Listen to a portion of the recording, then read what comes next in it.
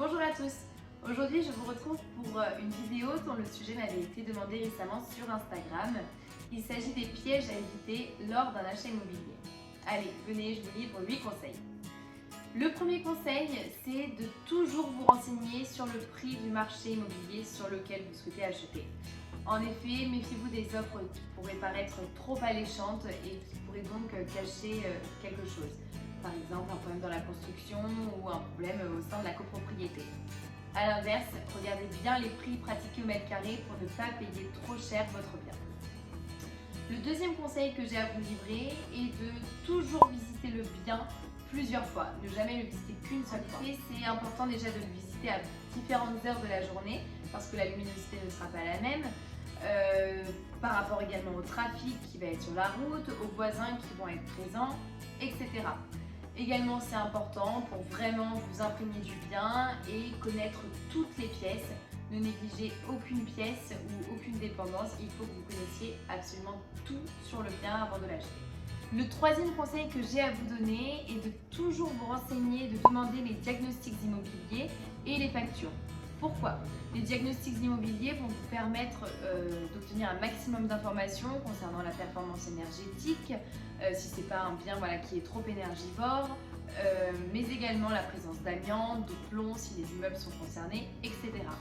Les factures, quant à elles, vont vous permettre de connaître les travaux qui ont été effectués et s'assurer que ça a été fait aux normes. Quatrième conseil que j'ai à vous donner, c'est d'établir des devis par des professionnels avant d'acheter le bien. En effet, si le bien nécessite des travaux, c'est évidemment important pour vous de les budgétiser pour s'assurer qu'ils vont rentrer dans le prix que vous aviez convenu au départ. Le conseil suivant est de consulter le document appelé plan de prévention des risques. Peut-être que la zone sur laquelle est présent le bien que vous souhaitez acheter est concernée par les séismes, les inondations, les incendies, etc. Et donc vous pouvez consulter ce document pour en connaître davantage. Conseil numéro 6, et qui me paraît très important également, c'est de faire une petite enquête de voisinage avant d'acheter. Voilà, essayez d'en savoir un peu plus quant à la copropriété, donc déjà la copropriété en elle-même, s'il y a des travaux à faire, etc. Mais aussi concernant le voisinage, s'il y a une bonne entente entre tous, s'il n'y a pas de problème majeur à signaler.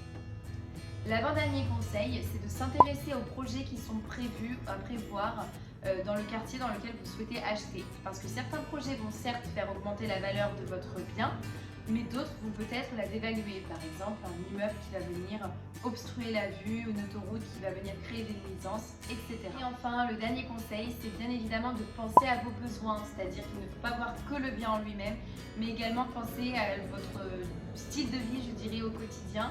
Si vous avez besoin d'être proche des commerces parce que vous n'avez peut-être pas le permis, ou proche d'une école pour les enfants, proche de votre travail, etc. Donc l'environnement est à prendre en compte.